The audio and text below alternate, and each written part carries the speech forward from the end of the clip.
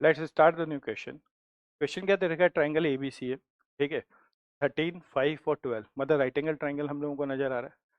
Sides of the coordinate axis with the vertex A and be on the positive axis, मतलब जो vertex ए है वो हमेशा x axis पे है और बी जो है वो पॉजिटिव एक्सिस पे है।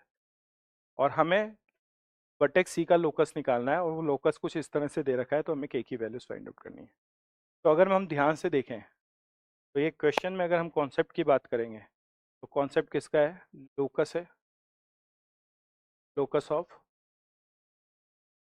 Moving point. ओके, अब बड़े ध्यान से देखिए, सिंपल सा क्वेश्चन है। हम लोगों ने क्या किया? ओके, एक हम लोगों ने ट्रायंगल कंसीडर कर लिया, राइट एंगल ट्रायंगल था हम लोगों का। ये हो गया हमारा पॉइंट ए।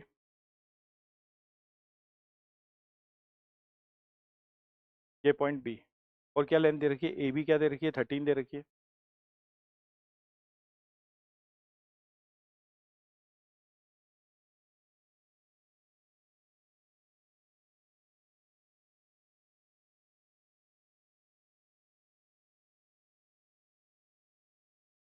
और बी सी 5 दे रखा है। और ए सी हम लोगों को 11 दे रखा है, 12 दे रखा है, सॉरी। ये कुछ इस तरह का राइट एंगल ट्रायंगल है। ये पॉइंट मैंने सी ले लिया, इस पॉइंट को मैंने एक्स वाई ले लिया। एक्स वाई का ही लोकस हम लोगों को फाइंड आउट करना है। लेंथ के बारे में हम लोगों को आइडिया है, बी सी जो लेंथ है वो कितना दे रखा है? 5 दे रखा है, ठीक है। ए सी जो है वो मेरे पास क्या है? 12 है। और ये वाली क्वांटिटी हम लोगों को कितनी दे रखी है? 13 दे रखी है। 13 दे रखी है, तो ये वाली क्वांटिटी हम लोगों को 13 दे रखा है। आप सब लोगों को पता है ये एंगल कितना आएगा? 90। ये एंगल भी कितना होगा? 90। ओके, अगर मेरे पास ये दोनों 90 है, ठीक है, तो अपोजिट इन दोनों का सम भी 90 आएगा, मतलब 180 आएगा। इसका मतलब क्या है? साइक्लिक क्वाड्रिलेटरल हो जाएगा। आपने कहा बिल्कुल साइक्लिक क्वाड्रिलेटरल हो जाएगा। और अगर मैं यहाँ पर एक साइक्लिक क्वाड्रिलेटरल का कॉन्सेप्ट लगाऊं तो मुझे पता चल रहा है कि अगर हम एक सर्किल बनाएंगे तो सर्किल में ये साइक्लिक क्वाड्रिलेटरल होने की वजह से ये चारों पॉइंट एक सर्किल पे लाइज करेंगे या नहीं करेंगे? तो हम लोगों को पता है ये चारों पॉइंट एक सर्किल पे लाइज करेंगे, कंफर्म है। तो हम लोगों को समझ में आ रहा है ना चाहिए कि ये चारों पॉइंट एक सर्किल पे लाइज कर रहे हैं। अब मुझे पता है कि सर्किल के अंदर, ठीक है, मैंने एक काम और किया। एक काम ये मैं ये करता हूँ कि मैं इस ओरिजिन से इस सी पॉइंट को ज्वाइन कर देता हूँ। कर दिया। अब आप लोग ध्यान से देखिए, ठीक है, इस वाले एंगल को मैंने क्या कंसिडर कर लिया? थीटा, क्योंकि मुझे स्लोप जैसा कुछ लग रहा था। एक्स वाई में लीनियर रिलेशन है।